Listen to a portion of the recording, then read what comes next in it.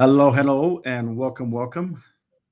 This is October 21st, 2025, and we're focused on a Digital World Town Hall, and we're grateful for your attendance, and we're grateful for all those that are actually in a live audience with us here. So from all around the world, from Norway to Mexico to New Zealand or Aotearoa to Australia and Canada. Thank you for your attendance and for all that you do to drive the simple awareness that things have that we basically, wrong button.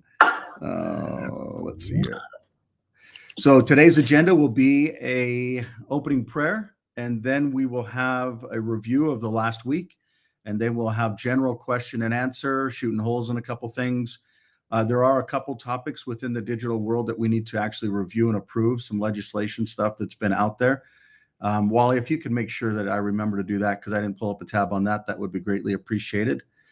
And that's basically the next 60 minutes. So we're grateful for the hosts, and we're also grateful for folks that have been around for forever and come in and go out. And we're just grateful for those that are on. Is there anybody that would like to offer a prayer as we get started?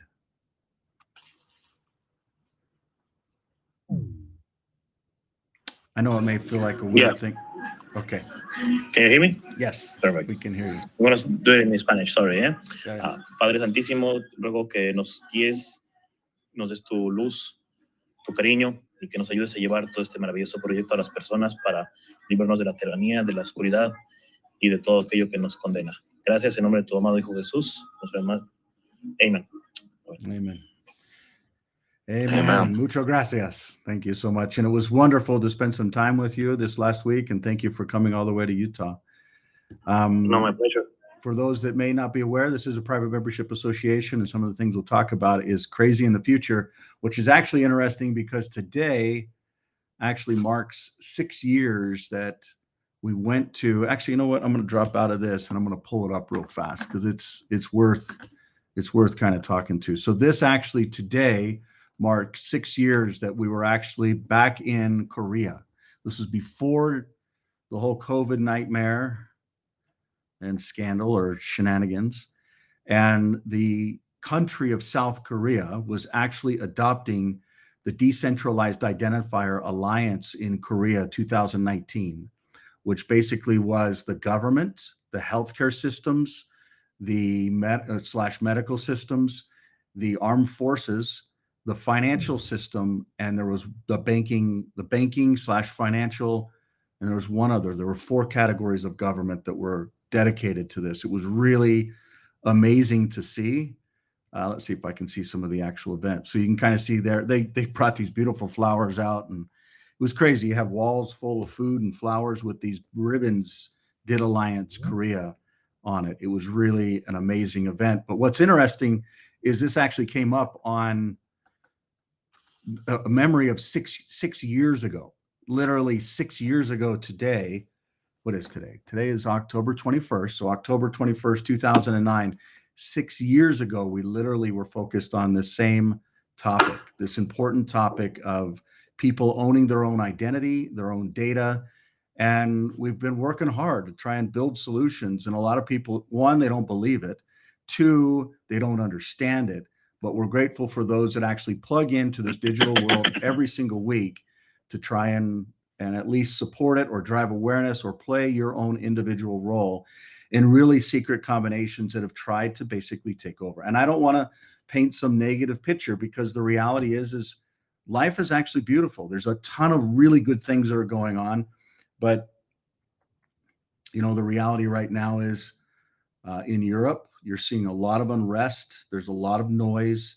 There's a lot of chaos. I won't even spell out the secret combinations. What I'll do is I will drop to a video that will actually spell it out a little bit better than I will. So here we go. 5.2 million Britons have done something unseen in modern history. And now King Charles faces just 48 hours to make a decision that could redefine the monarchy itself. As this unfolds, Britain stands on the brink of its most serious constitutional crisis in 2 centuries. With the government's approval ratings collapsing to historic lows, a single petition has shattered every political record in the nation's history, leaving the king caught in a dilemma: defend democracy or risk the crown's reputation forever. This isn't rumor or speculation. It's the reality playing out right now in the hidden halls of Westminster, behind the gates of Buckingham Palace, and on the streets of Britain's largest cities. The situation is escalating by the hour, and what happens next could change the country forever. Rewind 3 weeks, it began as routine political turbulence. Ministers under fire, approval ratings in free fall, business as usual in British politics. But then came the spark, a simple petition on Parliament's official website calling for an immediate general election. What happened next turned a political headache into a full-blown constitutional earthquake. Now, what I think is very interesting, this is old news, even though this just happened this last week. Correct me if I'm wrong, but those of you that are in New Zealand or Australia or Canada, or even Cambodia, Vietnam, or places over in Africa. I know we don't have folks from Africa. The time zones are way off. But this happened in Nigeria 2 years ago. This happened in New Zealand and was pushed through Parliament with a rubber stamp, along with Australia, about 6 to 9 months ago. And once it hits Britain, now people are starting to wake up. Any feedback on that for those of you that are from those countries that have already approved it, New Zealand / Aotearoa or Australia or Canada? Any thoughts before we go forward? Well, the Mexican government is trying to do exactly the same, to use the biometrics to link it up with the equivalent of the Social Security number, and trying to do it like for all the people who receive benefits, they will need to have the digital IDs. So it's a huge mess. Yeah, so Mexico's just starting to roll it out, but I'm talking countries that have already rolled it out, like New Zealand and Australia have completely already. No, they already rolled it out for some people to receive benefits. In Mexico, they already have. Is that what you're saying? Yeah. Okay. Anybody from Australia or New Zealand that has a perspective on this, or Canada?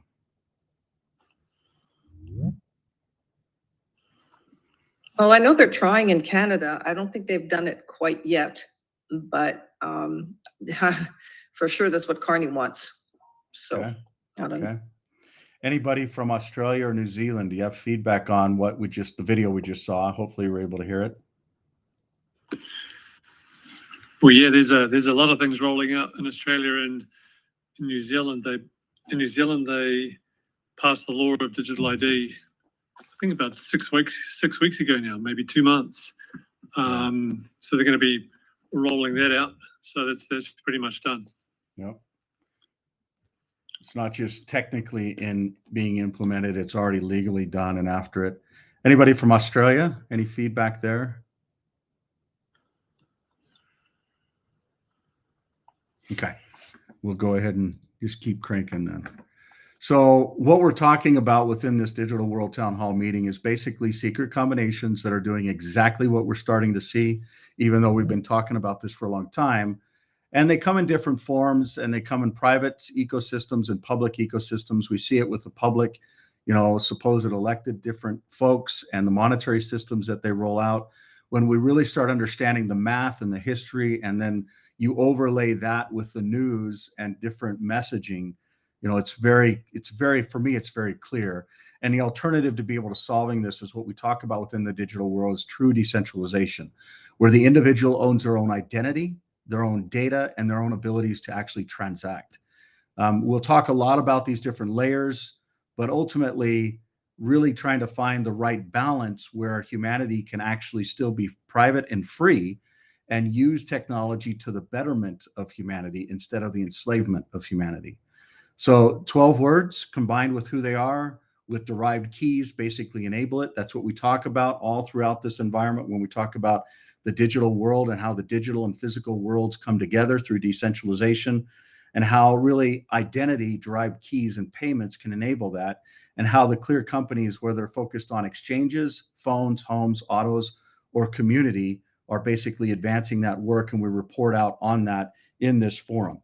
What we're going to review is what we went over within last Friday's meeting, which, by the way, if someone could find a video link of KSL, there's a video that I want to play on that. I don't have it up, But if somebody could find it and put it in the chat, that would be greatly appreciated. Just search KSL and Utah SETI, SEDI. SETI stands for State Endorsed Digital Identity. This was a keynote presentation that we actually had the opportunity to present in the second half of the day, and I'll just roll through it. Decentralization is actually a key to free humanity, to give the individual their own life and their identity and their freedom. It is just the opposite of what other governments are doing. So now think about it. We just talked about Australia, Canada, New Zealand, and many other in the East as well, and now Britain, that are basically rolling out these digital systems and actually centrally controlling the life of people. And what we're talking about here is the absolute opposite of that. And people struggle to not get this mixed up in their minds. This is the opposite, where you start with derived keys, and then the individual owns their own identity and ability to actually prove who they are, and the states actually endorse it. That is massive. So we're working with lots of different parts of the world, different kingdoms, different countries, and we'll continue to, but these are some examples. And really all they do is they roll out a life app, which we'll show you some of the life apps, that basically give you 12 words, again, that give you derived keys from those 12 words, that give you an ID that is actually the future of identity. It's not real ID, which centralizes everyone inside of a system that is actually managed by a payments company out of France. When people dig into that, you don't believe me? Go jump on any flight, take a photo of the machine that you actually just sent your little photograph, your ID through, and then takes a picture of you. Go research what that company is. I promise you, they're a payments company that is based out of France, that is a government contractor to basically link your data from a private standpoint. What do you think happens to these things once they're in databases, to then other systems that are out there? I won't start talking about Palantir, but what I will talk about is Real ID and World ID are not systems that are decentralized where the individual owns their ID. What we're talking about with Clear ID and some of the systems within the digital world, and we don't call it digital ID because people just don't understand that there's an alternative within the digital world. But we're gonna focus in on this.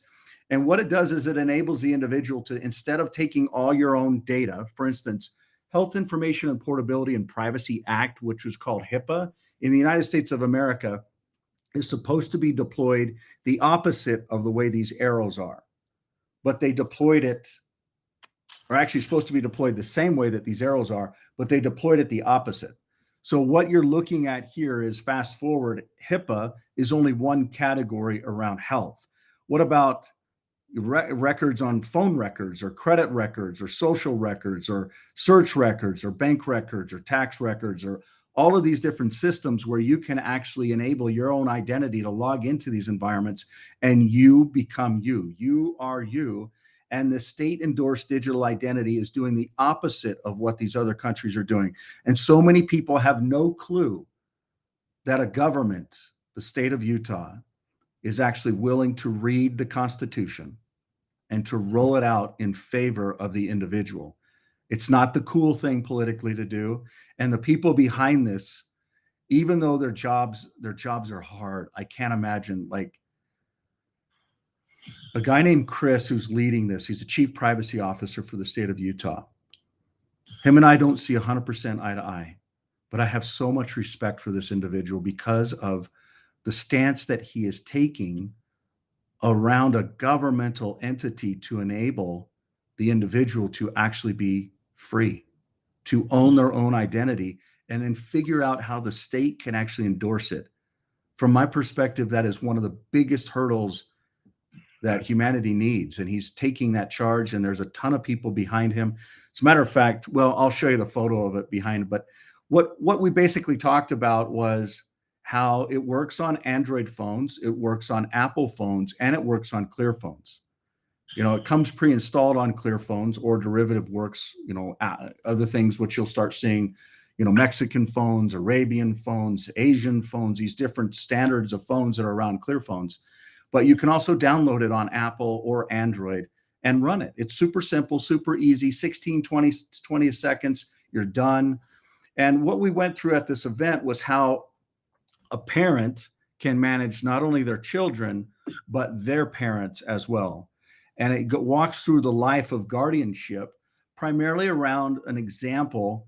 We all know how, and we actually had an amazing lady, her name was Cindy, at this event, who 10 years ago, this event was actually at UVU, University of Utah, or Utah Valley University, where Charlie Kirk was actually shot.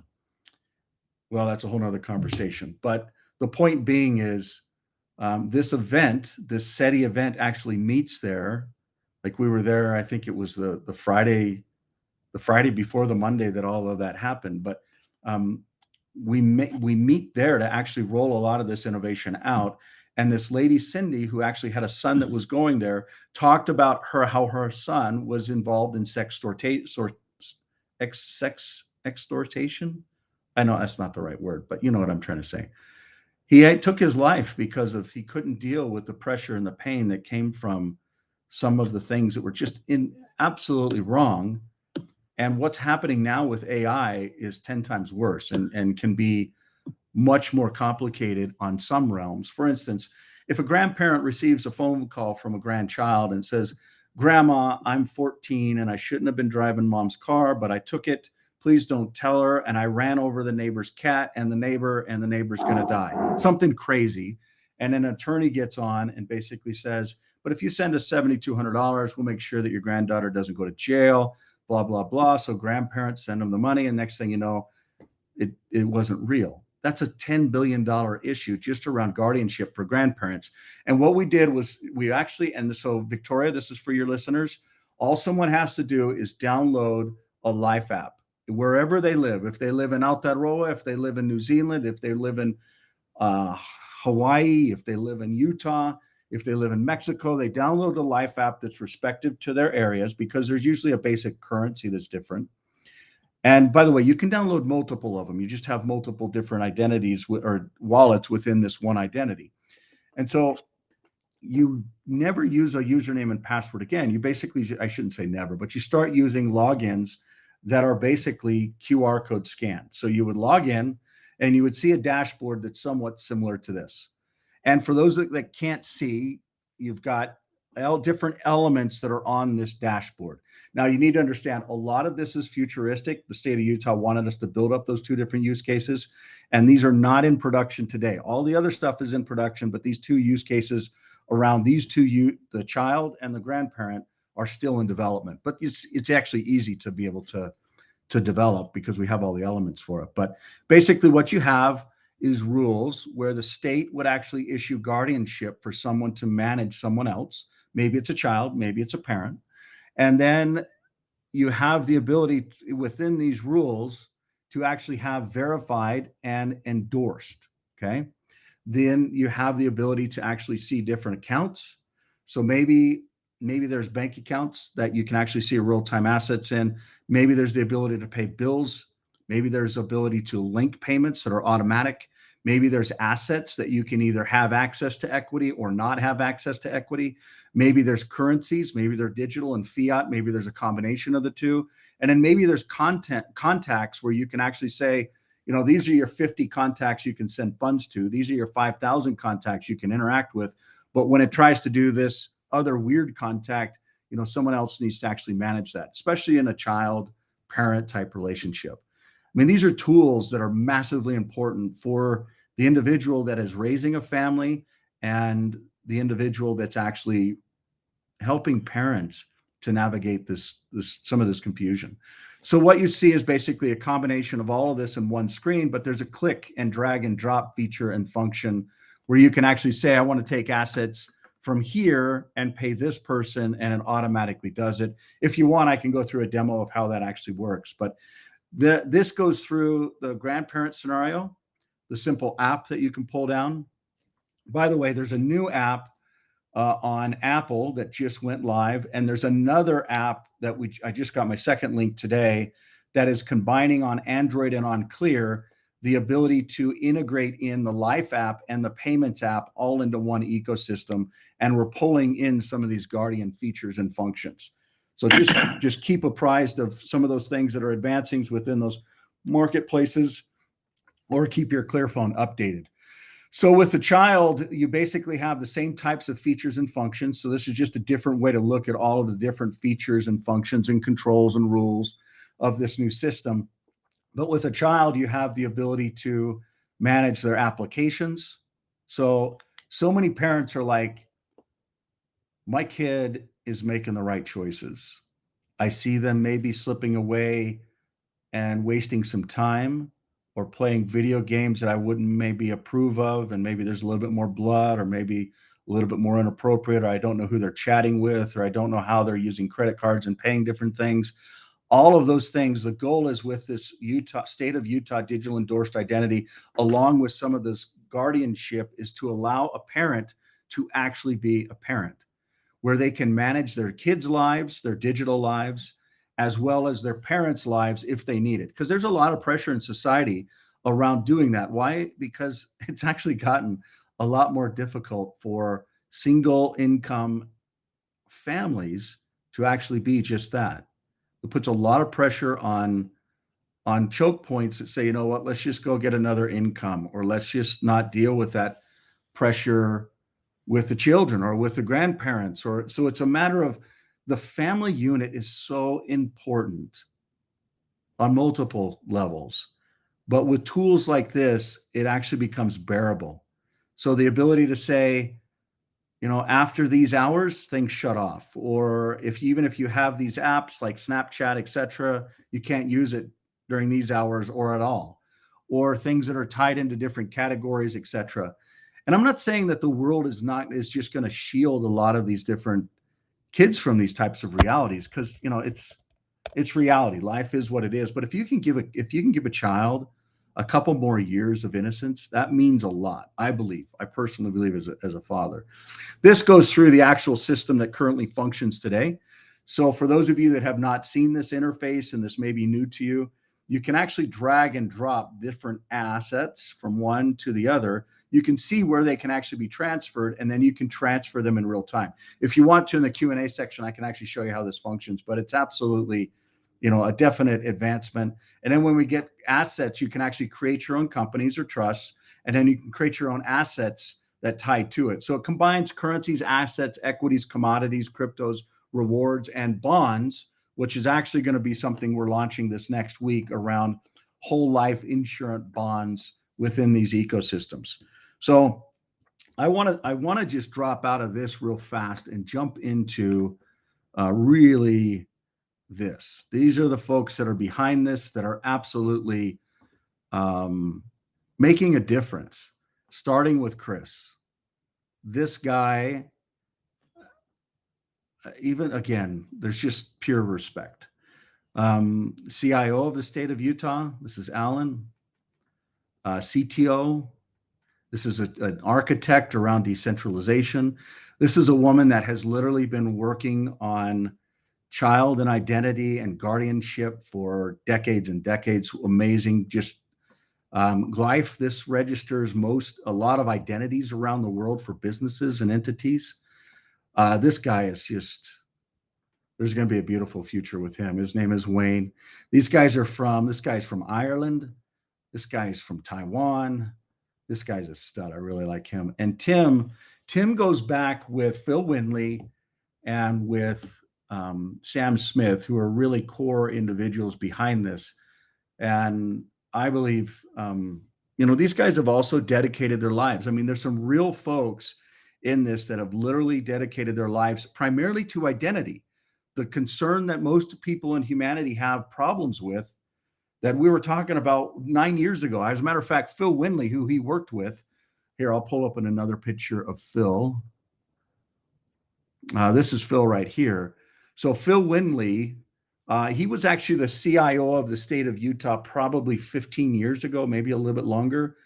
And just an amazing man, absolute. He was on a board of directors for a company that I started named Direct Point, and just on centralization. So I basically done Direct Point with centralization for 15 years. And then as well as some of the other folks on this call, like Wally and others, and then decentralized systems. When we talk about decentralized systems, this gentleman right here is actually the godfather, the actual godfather His name is Scott Stornetta. And for those of you that are not aware, this is the Bitcoin white paper. And some people are like, well, it's all about this Satoshi guy and he did X, Y, and Z. Well, all I'll tell you is there really a guy named this? And do you really think that that's him? Well, what I'll do is I'll go all the way to the footer and I will show you a couple different things. This WS, that S stands for Scott Stornetta. Wonderful human being. Absolutely, just amazing. But what I'm going to show you is actually, he shows up 3 times, not just once or twice within the Bitcoin white paper, but 3 times. And particularly around how to timestamp, how to improve efficiencies and reliabilities around timestamping, and then really just blockchains and strings around how the actual systems work. So for those of you that may not understand a lot of that, these are individuals that have dedicated their lives. Phil is just a phenomenal human. Scott, I've just recently met him. My wife and I went out to dinner with his wife. He just sent me a message yesterday morning, wanting to send me a gift. I don't know what it is, but I just really respect and honor these icons of individuals and the other folks that literally helped to bring them together. This is the core of the team. This is a portion. This is one of 3 different breakouts that we did. Basically, this was on government. So the federal government in the United States of America versus the states. There were 12 different states that were here. This is actually me giving the same presentation that we're talking to. There were a couple different screens. This is one of them. Thank you, Mariano, for actually taking that photo. And then there's people that came in from all around the world, from Istanbul, from China, from Mexico, and just amazing folks. I'm grateful for, this is another part of the class. I shouldn't say class. It was really a dialogue. That gal actually does some really neat things in the auto world. So we're actually there's ties into some of the stuff we're talking about. This was another one on how state-endorsed digital identity can actually drive economic development, because you basically have parallel systems that are now being stood up that are the opposite of centralized systems. It is so wonderful to see the world starting to talk about this. Like literally for years and years and years, I'll actually jump back over to what I was talking about. Like right here, you can see for years and years and years, we've literally, like, get rid of this thing. We've literally been yakking about this. Like you can see, this was 2019, getting ready for the future of decentralized identity to be announced today.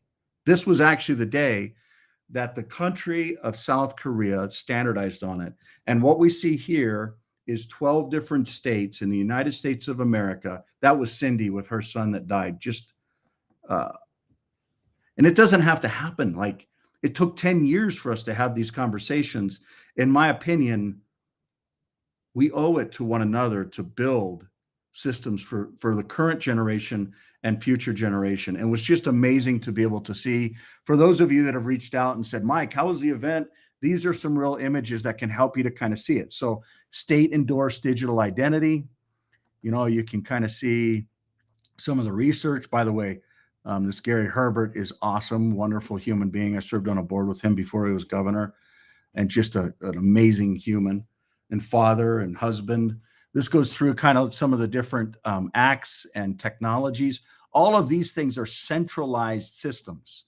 And what they're talking about is the opposite of that. Like literally a governmental entity saying the opposite. Like it is just so refreshing. So I hope that this has been a good update for you. There's also been some potential interesting dialogues around an acquisition, trust company and charter, and the potential with that. Whole nother conversation. Flat tire. And then these are basically folks that are actually doing some demos. This was stuff we were doing 5 years ago, and literally even longer than that. But it's nice to see people starting to actually pick up the ball and to start running with it. And there's some real beautiful futures that are coming about. Mariano, for those of you that are on this call and you just know him as a prayer, like the gentleman that just gave it, that was him here in Utah. Literally 72 hours ago, he left us here and just Thank you for coming. Thank you for being a part of it. Thank you for bringing Simon into the world. Hopefully that turns into something massively material. The potential is there. The opportunity is there. The reality is there. Carl, I hope, that's on the Clear Home side of things. But this is kind of the week. This gentleman will play a major role in the future. I won't go into it now, but he has been prepared in multiple different ways. It's not even appropriate to spell it out, but yeah, so this gal's been fighting for the future, for children, for decades. This guy will bring the future to millions over the next decade or less. He's written about 9 books and books on the similar topic that we're talking about. So I won't even talk about some of the realities that he's faced, but we're grateful to be able to have some of the advancements. Dear friend that actually said, I'm not doing the vaccine thing this last week, Michael Flynn and some others, basically finally, after I don't know how long it's been, they basically gave him back what was taken and made right there. This is actually the book, one of the books from Simon that we're studying and trying to understand. And that's basically the week. The week has been an amazing week. The time here has been, we passed one of our little doggy of 13 years passed away this last week. So for those that are not aware, this is basically, we do a weekly post that goes through life, because a lot of people, as a matter of fact, when we were talking about this right here, and Adam was on the call, who's actually with us right now, when we were going through this, there were probably 6 or 7 other folks on a call. And one of them was like, I don't believe any of this stuff. It's too big. No way one company's been involved with all this. No way you can do that. No way there's decentralized identity and decentralized payments. And, it's just lack of belief. And that's why we do these photos. That's why we do these videos. That's why we document this stuff and post it all over the web, even though some of these topics should literally be confidential. I want to point out something that's actually going to transpire this week. What is the important image on this interface? Can anybody guess here? What is it? What is it that we're going to focus on this week that's really going to make the difference? Is it 2 little dudes in little skirt thingies or whatever? Is it fire? Is it barley? Is it cattle? Is it gold? Is it treasury? Is it investments? Is it the market and confidence? Is it time? What it is cattle. Cattle, sheep, farmers, ranches, butchers, and they all take a digital asset and a county that actually endorses the life of these animals, these gifts. As I saw this dog,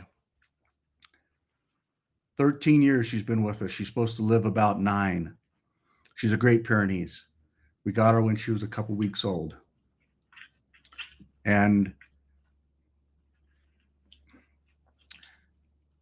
I'm convinced that animals, they're here on Earth, along with many other things, stupid things like, I shouldn't say stupid because they're not, but flowers and herbs and things that grow meat like vegetables. All these things are gifts to humans, like the race, but we also have a responsibility over them.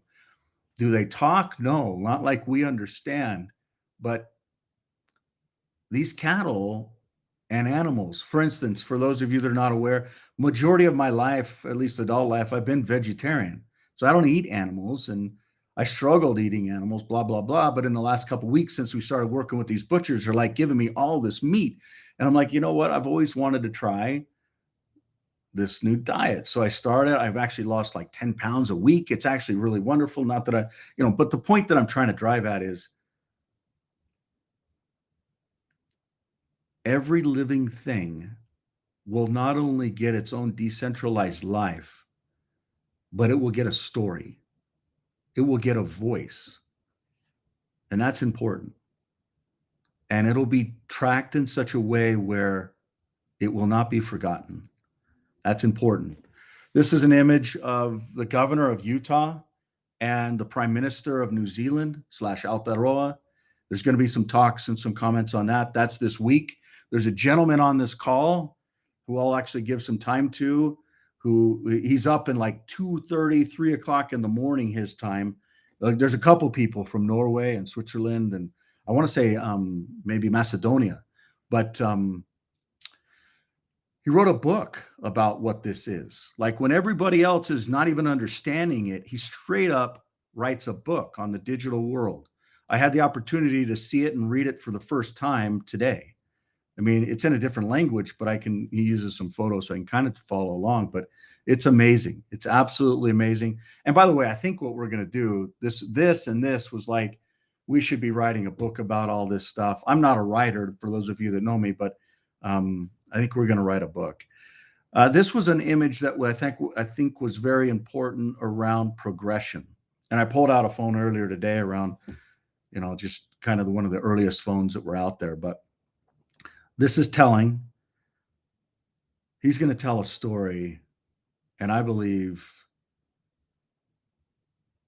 change a trajectory, not only for a culture, but for humanity.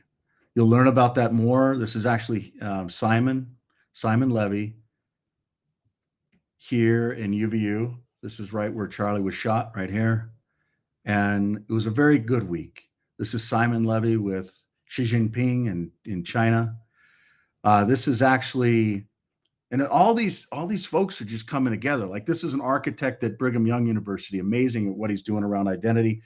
This is Amelia Gardner, who is actually the county commissioner, an elected role, who actually implemented decentralized marriages online. They've done over 106,000 digital marriages online now, or individuals that are married. I mean, it's just to see it grow. And she's like, state of Utah, give us the spec and we'll implement it. So and we're working on that spec with that spec. So for those of you that just wanted to see it, this is what it all comes down to. This is Chris, and this is what he said. Identity belongs to the person, not the government. The government's role is not to create or control identity, but to endorse and protect it as a matter of public trust. State-endorsed digital identity, or SETI, recognizes it to be the role of the state to act as a trusted endorser, verifying an individual's asserted identity and then assuming an endorsement credential mathematically bound to a digital identifier that is the individual alone controls. So the state can't take it from you. The state doesn't know when you're using it. This is massive. If people would just understand this, a lot of this I won't say, but a lot of the stuff that's happening here with this yakety yak and all the noise that's going on here, I think about it. In a couple of weeks, almost 3 million people said, we don't want it. But if they understood that this is an alternative, do you think that they would actually get behind this? I know there's a lot of things that have to fall into place, but this man is helping to guide it in government where no one else even understands where to start. He is blazing a trail, and he's got amazing people behind him. Not just the people that are at these events, but the people that historically, like this gentleman helping to bring Bitcoin into the world, Scott Stornetta, this gentleman, Phil Windley, who works with another gentleman, Sam Smith, who we will talk a ton about and have talked a ton about. For instance, I'm not going to ignore him. I'm going to pull him up. So clear.co.com. I'm going to click on Teams. Where's leadership? And then we're going to click on Sam. Sam is an amazing man. And I believe one that will, in our dispensation, he will be remembered probably after he takes his last breath, because I don't think people understand or respect the advancements that he's brought to humanity, primarily from a technological standpoint around what's called carry and around AC/DC, which we'll talk a lot about. He's worked with the Clear Foundation for many years. Right now, he's primarily working with the Carry Foundation, and I'm just grateful to call him friend and as well as a lot of these other individuals that we've been talking about. So with that being said, you guys know me. There's a lot of things that have happened. I won't continue to blab unless you want me to. But I'd like to turn the time over now to just general questions for those that are in our audience and see if there's anything you want to bring up or discuss or questions or anything. Now is I your had a turn. question, Michael. Please. So with the new PiPhone, I know Elon came out with a PiPhone. How does that interact with the Clear OS? Do you know if we're able to use that on the new PiPhone? There's a lot of rumors of the PiPhone, and it's not validated yet. So I won't comment on that or the Tesla phone or the X phone. But yeah, just know that there's some activity behind the scenes on those things, but nothing is formal, nothing is public. Does that make sense? It does. And for those of us who are tech savvy that are able to like format our own phones, I know we have the app, but say I wanted to put your operating system on a phone, would I be able to do that with help, obviously? Yeah, I wouldn't recommend it, but if you want, here, let me show this to you real fast. Good question, really good question. I'm going to go to clearos.com and I'm going to look at, there's a server version and there's a mobile version. The mobile version, actually, let's go back over here. The mobile version, the target is for these different manufacturers, from Xiaomi to Huawei to Samsung to Motorola, all of them to be able to use the hardware. But one thing we're actually focusing on as a strategy, and today we're in October, here in about 2 months, you'll see some interactions with some of these companies where we actually do the opposite. Instead of putting an operating system on their phones, we put the Life app on their phones. Does that make sense? So that's kind of the strategy that we're going down. So ClearOS Mobile, instead of trying to support all these different hardwares and all the drivers behind them, we're going the opposite direction, where we will actually make, instead of, Vanuatu life and Fiji life and Samoa life and Hawaiian life and Mexican life and American life and Canadian life and Arabian life, we'll actually start working on, Samsung life and Huawei life, and in addition to Clear Life and Digital Life. And the Life apps are basically, they do all the same things, but the base assets are different.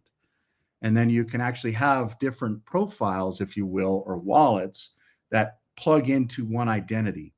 And when that individual passes on, those different elements can also be disseminated to beneficiaries that they so choose. So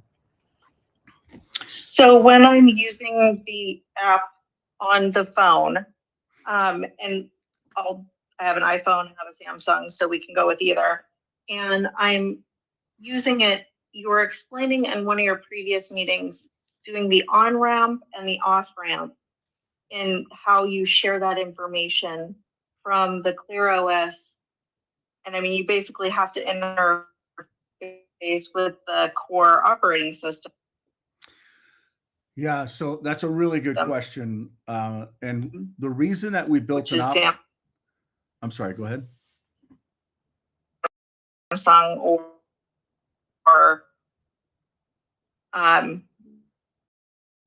when you it is. Can you summarize that question? I'm not hearing all of it. Can you restate that, Victoria? Control that information. Victoria, can you restate that question? You're really cutting out, Michael. Victoria, can you restate that question, please? Just summarize it. Yes, I can. And I don't know if it is my connection, but you're coming in really broken up.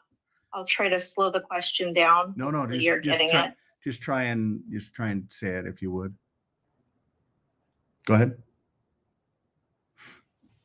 So when using the Clear app on my phone, and I'll use the example of a Samsung, when I'm using it and I want to keep my information central, but I'm having to do the on and off ramping into that system to use the phone and to use other features which are supported within that phone. And I know a lot of people also I use an Android base, even though it's a Samsung. So you have several different operating systems, and then you have the main, operating features, which is like One UI on Samsung. So I basically have like 3 different operating systems here, and I'm trying to keep my information decentralized. I'm trying to keep it safe.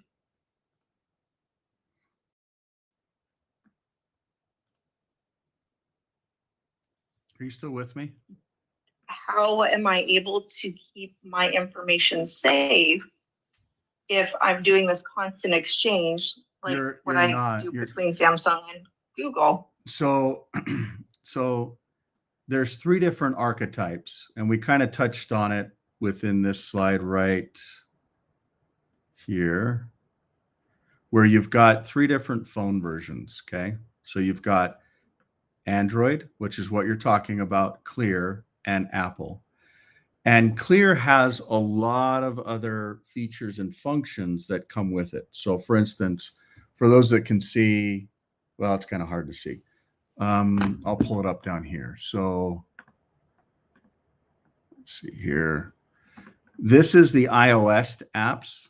So this is for the global perspective, for Apple, for countries or kingdoms, for states. These are for Android, which this just got combined, by the way, this last week. And then this is for Clear. Notice how Clear has a lot of other things that uses derived keys and decentralization around it. So the Clear phone really has additional capabilities that are actually giving you more security. So if you download certain applications on certain phones and they're not built to provide privacy and security for you, especially around decentralized apps, you just don't have them. That's why we built the Clear phone. So you've got apps that actually link in that actually provide those types of things for you. So anyways, whether it's browsing or communicating, or there's some health elements to it, big conversation there. Photos, mail, calendar. The contacts are one of the cores. The identity is one of the cores. By the way, Wally, we should add a task to get the contacts downloadable here. Actually, I guess that doesn't matter because we can't do it unless it's on a Clear phone. So Victoria, the way to answer your question is, if you want to be totally secure with all of your apps, that's where the Clear apps and the Clear phones come in. And then the derivative versions of them based upon a jurisdiction, like a Mexican phone, etc., or Hawaiian phone. But if you're running on Android, the only 2 options, the only 2 features you get, like with Samsung, is the Life app and the Wallet app together. If you're on Apple, you basically just get the Life app. But you can still operate your life. You can still see assets, exchanges, you can vote, you can do so many different things. I'll pull up a category of all the things that you can do around identity or health or finance or business or exchanges or currencies or disputes. All of that everyone can do, but it's all of these other features and functions that are unique to the user that you can't do without. And the reason is really the Apples of the world and the Googles of the world, they don't want to give you that control. And it's wrong, but that's just how it is. So all of these apps, there's also one other app that we're missing here, but there's 16 apps that basically you can get on a Clear phone if you want. So, but yeah. So, and I would even say, send us an address and we'll send you a phone. And just thank you for helping to drive awareness and even figuring all this stuff out. So, make sense? It does. And I really appreciate you explaining that because it's a lot of information that we are exchanging on our mobile devices every day. And I want to be secure. I want to be safe, but I'm having to interact all these other ways in digital, environments that are now required. Mhm. And I feel very vulnerable. So knowing that you have this system that provides security, I want to like offboard all my information and put it into the Clear OS, but I still need to function along with my life. No. And functioning, you still have to go to your daily, pay bills and whatever. I just want to understand how I can do that the safest way. And if that's getting a Clear phone, downloading an app, it's like I'm ready to do whatever I need to do that. And I really appreciate everything you're doing with all of it. It's a scary world. Our government wants us to give them our identities, and there's no sovereignty anymore. And it's scary. You're right. You're absolutely right. For those that may be listening for the first time, the simplest way to not even deal with a lot of the stuff that she's talking about is just snag one of these phones. Just snag one and we'll help you get it set up. We'll hold your hand through the process. They work with Google or they work without Google, and they have literally been built and architected for this exact problem. Most of the issues come from the phone, and identity starts with the human and the phone relationship connected together. So good question. Next topic or thought or comment, anybody? Yeah, Michael, I'd like to piggyback on what Victoria was saying. So, for instance, I have a Clear phone and I have an iPhone. And I've been so afraid so my business is all done on WhatsApp. And I've been so afraid to use my Clear phone and put WhatsApp on it. Because it kind of, if I'm understanding it, it kind of defeats the purpose of the Clear phone if I'm putting WhatsApp on my Clear phone, but I have to use WhatsApp for my business. So can you? Go ahead. Can I, what were you going to say? Well, can you explain this to me? Because maybe I'm just not understanding properly. So could you explain that to me? Yeah. So there's an element of security on the phone and privacy and protection. Then there's an element of usability. Then there's an element of identity and storage and apps and all that. There's lots of moving parts. But right. For instance, if you can see there, I've actually got not only WhatsApp, but some crazy other apps like WeChat and Signal and Clear Signal. By the way, you can run Signal and Clear Signal at the same time on the same Clear phone. But these are messaging apps that I personally actually use, like you. I use like Clear Signal or Signal more than every other app combined, including email or calendar or contacts or browsers or counting apps or any of that stuff. And it's imperative that I have it, and it's on my Clear phone, so it works just fine. But you're right. There's an element of defeating privacy realities. But in all reality, I think we're going to live in a world where on one hand, you've got centralized controlling systems. On the other hand, you have open source and private systems that are decentralized. And I see a world where we're going to have to literally start migrating over to this. But the migration process isn't going to happen in a couple months. So it's okay to say, hey, I'm going to get a new Clear phone and I'm going to have WhatsApp on it and I'm going to have Google on it, whether it's mail or calendar or contacts. But while you're doing that, it's actually synchronizing your data to a private, decentralized storage system that you're the only one that has it. So it's not this big, cold turkey, I'm going to go from one to the other. there's a progression and a process to do that. Does that make sense? Yes, it makes sense, but let me ask you something. So let's just say I have WhatsApp on my Clear phone, and so it can go and grab all my contacts from my Clear phone. So my contacts aren't safe anymore, correct? I mean, I know I have to give it permission. No, But if it'll actually do both. I wish I could log into this thing and just show you what it is, but you can actually have both. So you can see that I have, contacts here, okay, like right there, but I've also got contacts here. Now, all of these are Clear-based apps, but they're decentralized. So when I click Right. on them, notice the little button down at the bottom that says derived keys connected, and then my contacts build. So these contacts that are actually sitting here are actually coming from decentralized storage instead of from Google or Apple that is centralized and others have access to it. So when I actually add a contact maybe over in Google, which I don't, I actually use Clear Contacts. But the nice thing is if you add it in Google, it's going to show up within your Clear environment. If you add it in Clear, it's not going to show up in your other environment. So, and there's also some features within it. So I'll give you an example. I'll just go ahead and open my contacts back up, and I'll go ahead and edit one of them. And you can see here that I have some questions that I can ask. Okay, so what public key for a particular chain? Now that's private data that Google and Apple don't need to see.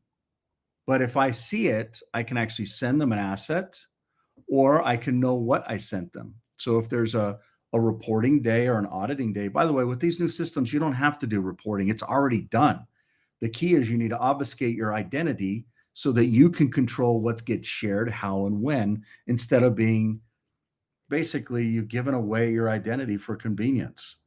This is the choice that humanity has been asking for, even though they haven't known what the questions are to ask.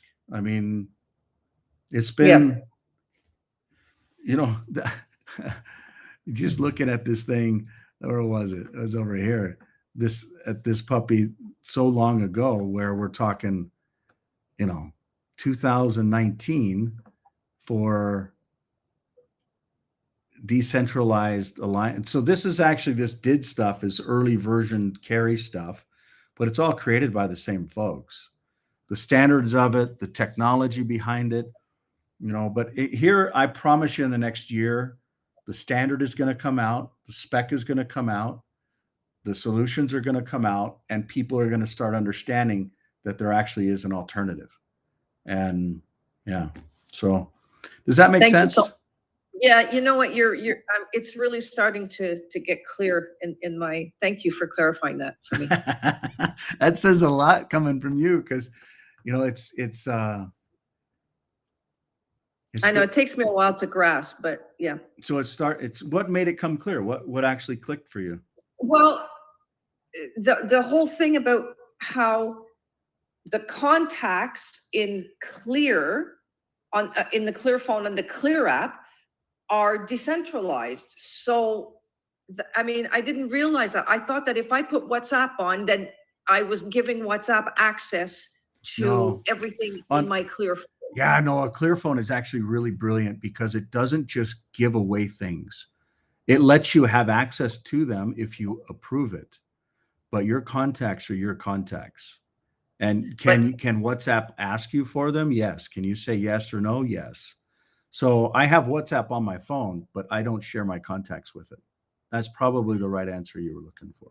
But how, if I'm, let's say I want to put, let's say Victoria and I want to be on WhatsApp together, I have to give WhatsApp permission to, can I just bring over one contact at a time, or do I give access to all of my contacts? For what you do, the beautiful thing is WhatsApp doesn't even know to pull in some of these private things today. They will in the future, but that's really got to be your choice. I don't know how many contacts you have. I know that, I've got a lot of them, and I just don't share them with these applications. Now, I'm not building a business on these applications As a Yeah, matter of that's the fact, problem. I tell everybody on WhatsApp, I'll only check it once a week, maybe that much. So if you want me, don't get me on those apps. But Yeah. you know, That's my issue right there, is that, you know, I deal with countries all over the world and everybody's on WhatsApp. That's the issue. well, put it this way. The guy that created WhatsApp and then sold it to Facebook saw what Facebook was doing with how they were looking at metadata and hashes of metadata Yeah. and says, I'm done. I'm out. You can even keep my unvested options. He walked away from hundreds of millions of dollars. And then he wrote a check for $50 million to create the Signal Foundation and to seed Signal. Wow, huge respect. Yeah, massive. And what Signal is today is what WhatsApp was yesterday. So you can do the same thing, if not more, on Signal. I mean, I have some groups that have 400 or 500 people in them on Signal. And You can't even do that in WhatsApp. And what? Say again? You can't do that in WhatsApp. The max is 250 in Oh WhatsApp. yeah, we can go way higher than that with Signal. Yeah, no worries. So I Okay, would, so I have to convert everybody. That's yeah, that's what you- that's what I would do. I would literally just start converting folks. Okay, so if somebody has an Android phone or an iPhone and they're on Signal and I'm on Clear Signal, am I safe if I'm communicating with somebody, you know, that has Signal on an iPhone? Yes, and I can tell you we're doing, yeah. So I would just do signal to signal communication right now. I can tell you we're doing some funky stuff with Clear Signal. We're basically ripping out the phone numbers and building in derived key identifiers. Wow. Yeah, there's some really cool stuff going on. Wow. But we've got to innovate with these different apps, and then we roll new phones in the future. So and then we integrate it all into the phone layer as well. So, and it's, you know, Apple wasn't created overnight. They're 30 plus year old business, and we're literally going head to head with them and governments through governments like what we're seeing within this amazing part of the world. And what I'm gonna show you here is a video. Hopefully I can show you a video. Is this a video? This should be a video. Thank you so much, Michael, for clearing that, for being patient with me. Good. Let's see if this loads up and doesn't blow up on us. There should be a video. I'll go back over and find Wally's message. I'll trash that first. I know that Wally put it in here, so we'll go ahead and find this, but we'll go ahead and play this real quick because this was actually aired on that same Friday, last Friday. The body's around Utah. Let's go ahead and skip that. Hopefully I can. I'm sorry. Let's see if we can get through this. That's why I didn't want to use that one. It's not one video, not one commercial, not two, but three. And I can't even, here we go, and skip it now. Okay, so here we go. A big change could be coming to how you prove who you are. Utah State is considering rolling out a digital ID to help prove who you are in your online dealings. But with data breaches on the rise, Jim Spiewak asked if this can be a game changer for your online safety and security. Everyone is born with identity. You control your identity. You should control your digital identity. Christopher Bramwell, Utah's chief privacy officer, is leading the state's effort to create a state-endorsed digital identity system, which would provide residents with a verified digital credential proving they are who they say they are. So someone being able to pretend that they're me probably wouldn't happen. The whole point of state-endorsed digital identity is to give you control of your identity so nobody can impersonate you. Bramwell sees initial uses for digital identity for things like going through TSA or verifying identity for government services. But he also says demand is growing in the private sector. Why wouldn't you just use an identity you control to log into services, and you don't have to worry about reset password? Bramwell says once you receive your credential, the state won't know when you use it and it won't be tracked, but it would be stored securely in something like a digital wallet. What do we tell people about why this will be secure? So security is our top priority, but most importantly, how do you recover when there's a security breach without having to do reissuance of identity to everybody in the state? Utah lawmakers passed Senate Bill 260 this year, which laid the baseline policy that gives individuals the right to digital identity, but not a mandate to opt in. Senator Kirk Cullimore was the bill's sponsor. Everything is digital now. A lot of what we do even in interacting with the state is digital. With AI advancing rapidly, Cullimore believes many technologies will soon require state endorsement. Do you feel confident that what is in policy right now as we start to build this out is the most safe and secure? The laws and the parameters to establish its safety and the security and the principles of freedom surrounding that are getting put into place. Jim Spiewak, KUTV 2 News. See, what's interesting on that video, if you go look at the comments, people are just absolutely blind as to what this really is. Mhm. They don't understand. They're negative. They see the opposite. There's not one thing not one comment that I see that people actually realize what this is. You know, they're just negative. I mean, just absolutely emphatically negative. The powers that be, Michael, have done a wonderful job of making sure that, you know, that we align with their program and not something like this. What I'm not surprised one bit. You got it. That's exactly right. And what I'm finding is it's actually not a technology issue or even a legislation issue. It's a public relations issue. It's a messaging and communication and marketing issue. So there's something big happening to the world right now that almost no one is talking about. Sorry. So anyways, those are some massive advancements this last week. Other thoughts or comments or feedback? Floor is yours.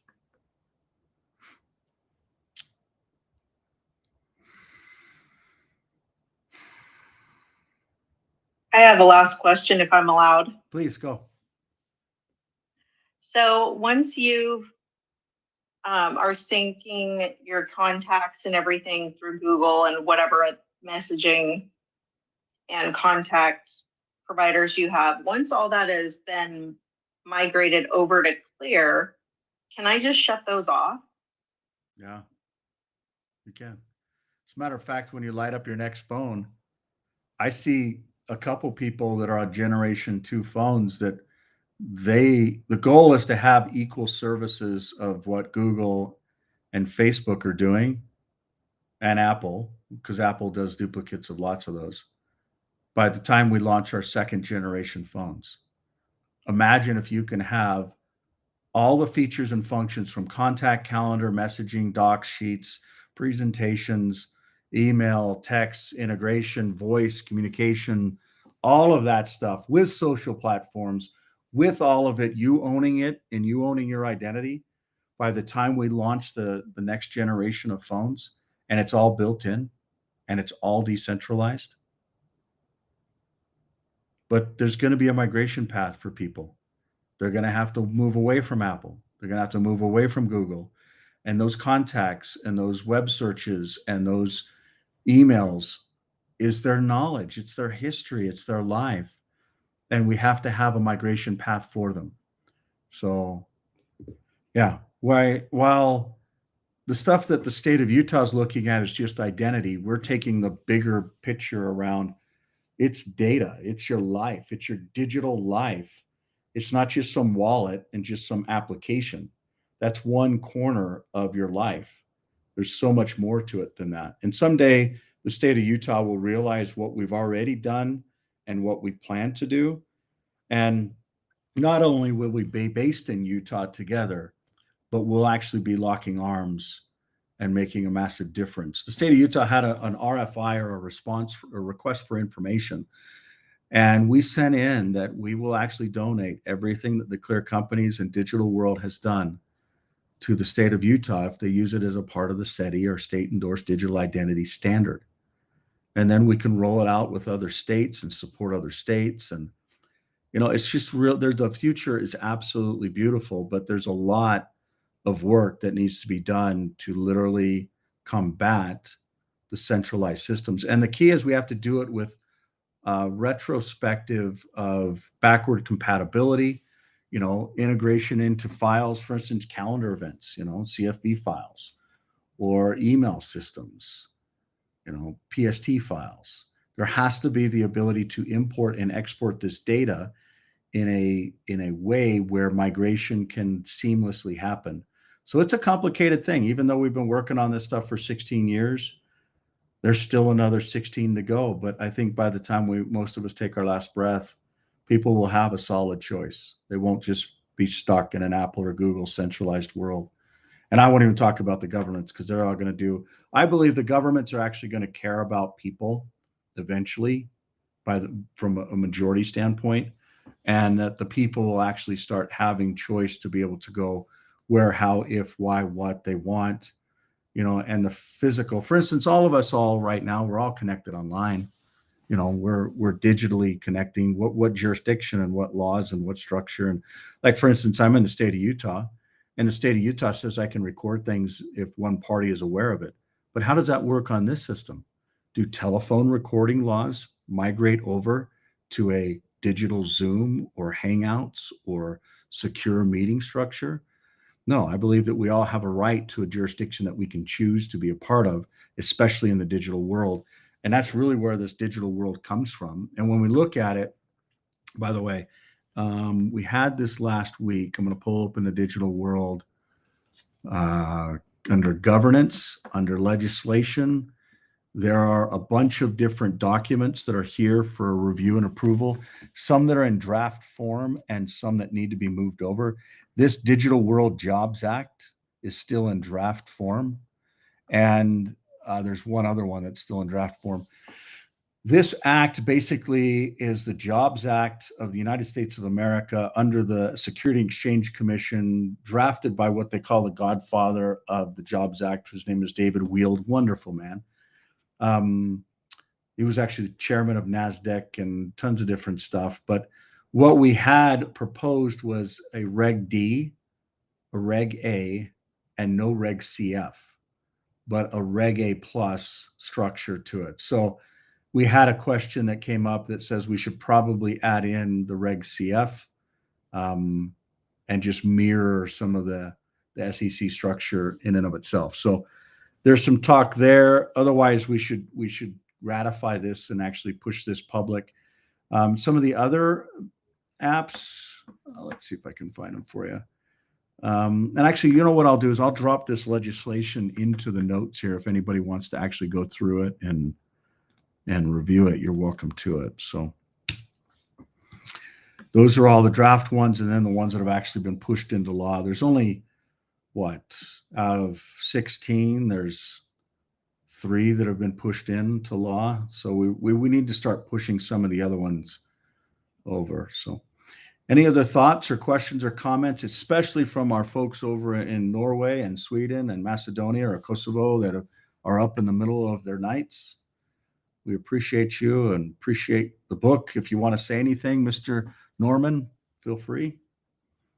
I know you probably dozed off, but I don't know. He's up in the middle of the night, so there you are. I'm still awake here. Awesome. Is there anything you want to say or contribute? You spent a lot of time building a book on all of this, and Yeah, and it was, for me, it was a very good experience because I learned even more doing the job I did, and I communicated with you and known you and Clear for the last, 5 or 6 years. 6 years it must be. And I've always been very, very interested in it. Let me tell you just a short story on who I am. I must have been like 15 years old at the time. And my father was one evening sitting in the living room in our home, preparing his tax returns for the government. And I've never seen him do that. So I asked him what he was doing, and he explained it to me. But what happened that evening, it triggered something in my mind. So 1 or 2 years later, I created like a picture on the wall in the room I had in my home. And I made a writing there. And what the writing basically said is that taxes, the more you pay, the less freedom you have. Mm. And so I think God created me with a special gene that needs more freedom than the average person. So freedom has always been a very, very core issue with me. And so now I am really burning for the need for decentralization, which also during the last few months here in Europe has really become a big issue because everybody is now talking about governments all over Europe wanting to introduce centralized digital ID systems. And although Norway is not as such a real member of the EU, for all practical reasons, we are a member because we are part of the EUS, which is basically the same as being a member of the EU. So this is being developed in Brussels, and Norway is obligated to become a part of it. So this is also going to happen in Norway. And this summer, I was spending some time in the city of Bergen with some friends of mine who owns and runs a very big Christian newspaper here in Norway. And the woman, the wife of the couple, she became very interested in everything having to do with cryptocurrency. I talked about Clear, I talked about decentralization, and she asked me, would you mind writing something in our newspaper for this? And so I walked around thinking about this, and I started to write something, and that was actually the beginning of the book, because as I started to write something and preparing some ideas for what I would write, I said, I better turn this into a book. And that's how the book became a reality. Of course, this is just the first version of the book. And Michael, I think you and I, we need to talk about what we can do next. And we are probably going to talk about this next week, right? Yeah. And so that's the short story of it. And I'm really burning on getting this done and getting people woken up here in Norway and everywhere else I can participate and do this. Because this is urgent. This is very, very important.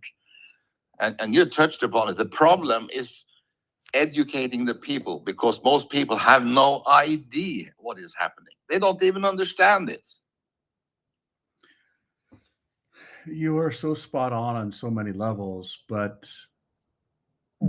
I know that there'll be a future where the demand will be so great that they will pay attention to learn it. And, yes. And then there'll be choice, and then there'll be freedom. I love that you took the initiative and just wrote this book and just came out of nowhere.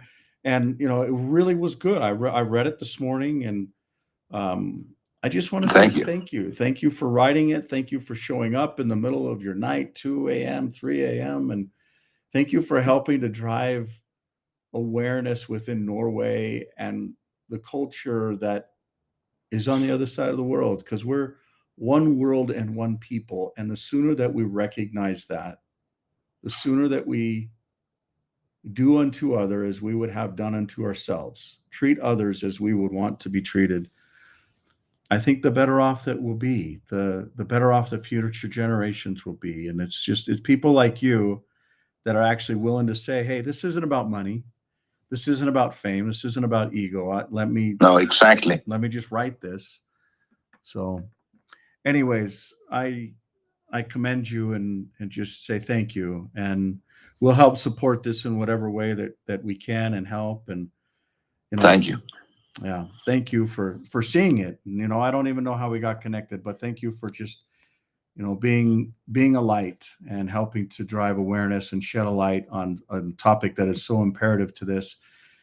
So, yeah. Any other things that you want to say, or anybody else want to close with before we wrap up? Yeah. Oh, was there somebody else? And then we'll have, if someone wants to say a prayer at the end, if they want to raise their hand and do that, that would be greatly appreciated. But Danielle, go ahead, or whoever else was saying something. I wanted to start playing with the digital world this week. And I wanted to start taking everything I have. And I guess what I was trying to do was tokenize everything so that, when I pass, then somebody has a record of everything that I have. But if I'm understanding it, we're not there yet, right?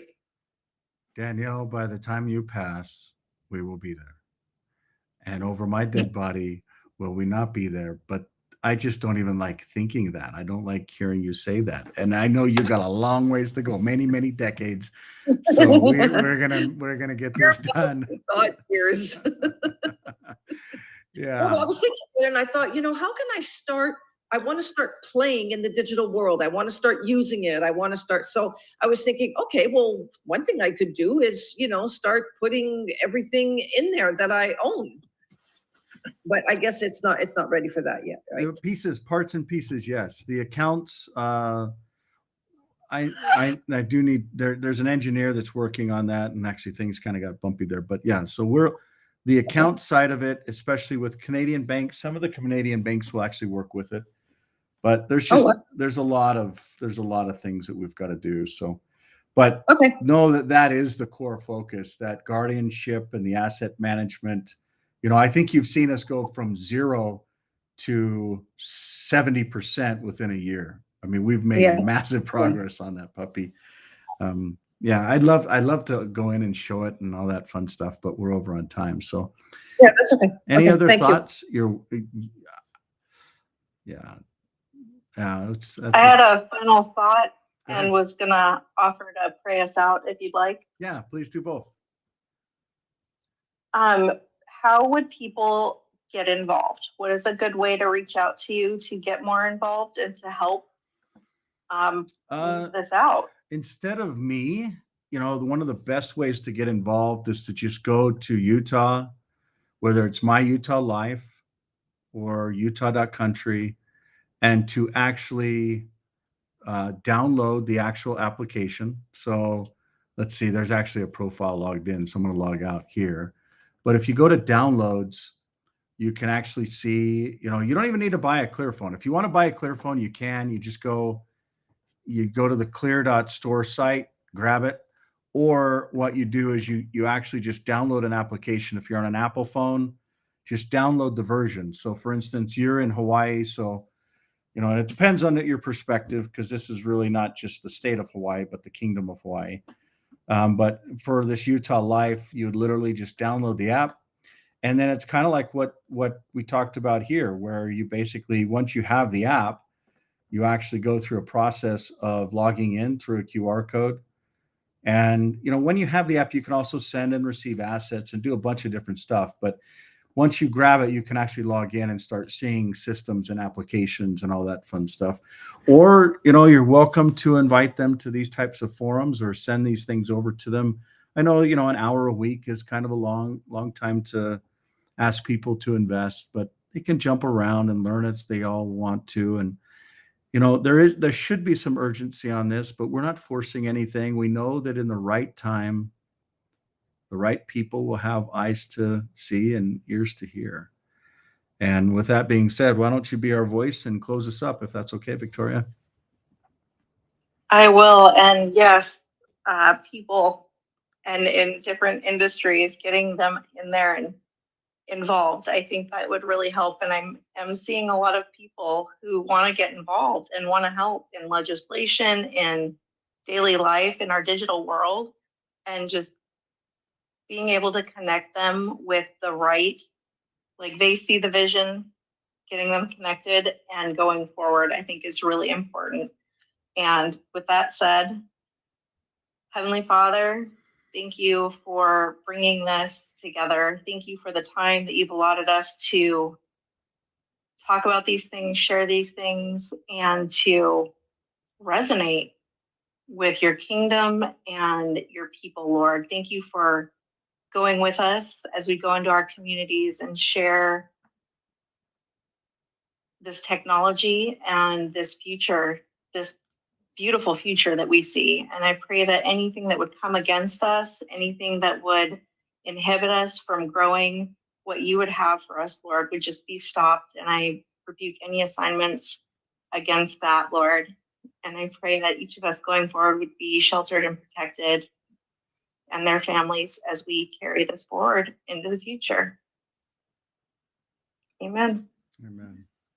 Victoria, you really get it. Amen. You really, really get it. Thank you so much. And we'll see everybody next week. And while we wrap up, I'm actually going to play a beautiful little video from Phil Lane Jr. It is, maybe it's right here. Well, let's see here. Actually, I know where it's at. We're going to go to Clear United. For those that have already seen it, and you don't want to stay on, no worries. But this is under clearunited.com. It's under purpose, and this is Phil Lane Jr. This was shot with one video take and then built. Full.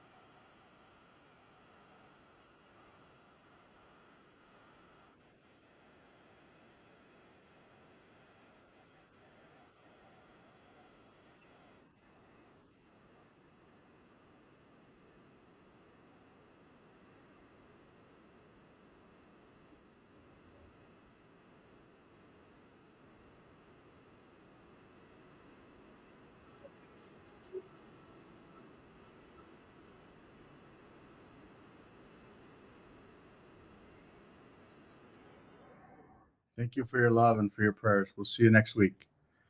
Much love, everybody.